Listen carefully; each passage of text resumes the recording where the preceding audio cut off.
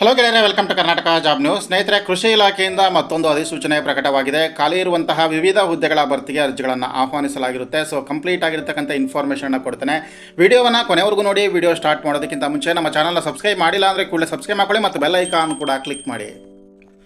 So ಸ್ನೇಹಿತರೆ, ಕರ್ನಾಟಕ ಸರ್ಕಾರ ಕೃಷಿ ಇಲಾಖೆ ಜಂಟಿ ಕೃಷಿ ನಿರ್ದೇಶಕರ ಕಚೇರಿ ಮೈಸೂರು ಜಿಲ್ಲೆಯ ವತಿಯಿಂದ ನೋಟಿಫಿಕೇಶನ್ ಹೊರಬಿದ್ದಿದೆ. 2026-27ನೇ ಸಾಲಿನ ಆತ್ಮ ಯೋಜನೆಯ ಅಡಿಯಲ್ಲಿ ಮೈಸೂರು ಜಿಲ್ಲೆಯ ತಾಲೂಕುಗಳಲ್ಲಿ ಖಾಲಿ ಇರುವ ತಾಲೂಕು ತಾಂತ್ರಿಕ ವ್ಯವಸ್ಥಾಪಕರು 3 ಹುದ್ದೆಗಳು, ಹಾಗೆ ಸಹಾಯಕ ತಾಂತ್ರಿಕ ವ್ಯವಸ್ಥಾಪಕ 9 ಹುದ್ದೆಗಳಿಗೆ 1 ವರ್ಷದ ನೇರ ಗುತ್ತಿಗೆ ಆಧಾರದ ಮೇಲೆ ಅರ್ಜಿಗಳನ್ನು ಕರೆಯಲಾಗಿದೆ. ಸೊ ತಾಲೂಕು ತಾಂತ್ರಿಕ ವ್ಯವಸ್ಥಾಪಕರು 3 ಹುದ್ದೆಗಳು. ಸೊ ಯಾವ ಕೆಟಗರಿಗೆ ಮೀಸಲಾಗಿದೆ ಅಂತ ನೋಡ್ಬೋದು. ಇದಕ್ಕೆ ಕ್ವಾಲಿಫಿಕೇಷನ್ ಬಂದುಬಿಟ್ಟು ಅಗ್ರಿ ಅಥವಾ ಸಂಬಂಧಪಟ್ಟ ವಿಷಯದಲ್ಲಿ ಪೋಸ್ಟ್ ಗ್ರಾಜ್ಯುಯೇಷನ್ ಆಗಿರಬೇಕು ಮತ್ತು ಕಂಪ್ಯೂಟರ್ ಜ್ಞಾನ ಹೊಂದಿರಬೇಕು. ಹಾಗೆ ಅಗ್ರಿಕಲ್ಚರ್ ವಿಭಾಗದಲ್ಲಿ 5 ವರ್ಷಗಳ ಒಂದು ವರ್ಕಿಂಗ್ ಎಕ್ಸ್ಪೀರಿಯನ್ಸನ್ನು ಹೊಂದಿರಬೇಕಾಗತ್ತೆ. ಹಾಗೆ ಮಿನಿಮಮ್ 2 ಇಯರ್ ಫೀಲ್ಡ್ ಎಕ್ಸ್ಪೀರಿಯನ್ಸ್ ಇರಬೇಕಾಗತ್ತೆ. 30,000 ರೂಪಾಯಿ ವೇತನ ಇದೆ. ಹಾಗೆ ಸಹಾಯಕ ತಾಂತ್ರಿಕ ವ್ಯವಸ್ಥಾಪಕರು ಯಾವ ಕೆಟಗರಿಗೆ ಹಂಚಿಕೆ ಆಗಿದೆ ಅಂತ ಗಮನಿಸಿ. ಒಟ್ಟು ಇದಕ್ಕೆ ಬೇಕಿರತಕ್ಕಂಥ ಕ್ವಾಲಿಫಿಕೇಷನ್ ಬಂದುಬಿಟ್ಟು ಇದಕ್ಕೂ ಕೂಡ ಅಗ್ರಿ ಅಥವಾ ಅಲೈಡ್ ಸೆಕ್ಟರ್ಸ್ನಲ್ಲಿ ಗ್ರ್ಯಾಜುಯೇಷನ್ ಆಗಿರಬೇಕು.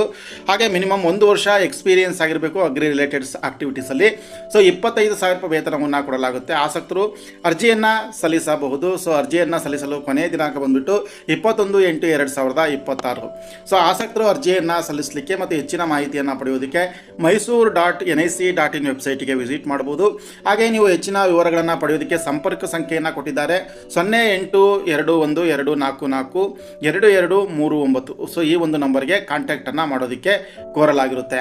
ಸೊ ಆಸಕ್ತರು ಅರ್ಜಿಯನ್ನು ಸಲ್ಲಿಸಿ. ಹಾಗೆ ಈ ವಿಡಿಯೋವನ್ನು ಲೈಕ್ ಮಾಡಿ ಮತ್ತು ಶೇರ್ ಮಾಡಿ. ಇದೇ ರೀತಿಯ ಮತ್ತೊಂದು ಹೊಸ ಉದ್ಯೋಗ ಮಾಹಿತಿಯೊಂದಿಗೆ ಭೇಟಿ ಆಗ್ತಾನೆ. ಅಲ್ಲಿವರೆಗೂ ನಮಸ್ಕಾರ.